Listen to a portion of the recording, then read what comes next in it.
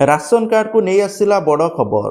तो देखो ration card रे बहुत सारा हिताधिकारी आवेदन करी वर्तमान सुधा बसी बहुत क्या 6 मास वर्षे बीती गलानी तथापि से राशन कार्ड मिल पारि ना। ये बहुत सारा जिलूर बहुत सारा हिताधिकारी अच्छा जो मान राशन कार्ड मिल पारि ना।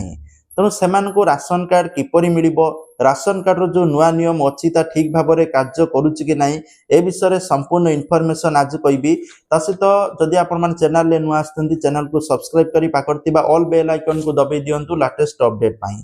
तो देखो राशन कार्ड रे सरकार घोषणा कर जड़े हिताधिकारी राशन कार्ड आवेदन कर सारा जड़े अधिकारी से घर को जाकि चेक करेंगे ये राशन कार्ड पाइबा योग्य कि नहीं पूरा वेरिफिकेशन हो सारा मासे भितर से राशन कार्ड प्रदान कर राशन मिल किंतु ये सरकारी जो घोषणा या केवल घोषणा रही जाऊँगी जो अधिकारी माने घर को बुलिकी चेकिंग करने कथा से अधिकारी माने आसुना तो जाफल हिताधिकारी माने अप्लाई करके वर्ष वर्ष हम अपेक्षार अच्छा से वर्तमान सुधा राशन कार्ड मिल पार ना। तो आपण अंचल जदि एमती होची कमेंट सेक्शन में कमेंट करंतु कारण सरकार बहुत जिनस घोषणा करुचंती किंतु ताकू ठीक भाव में कार्यकारी करूना।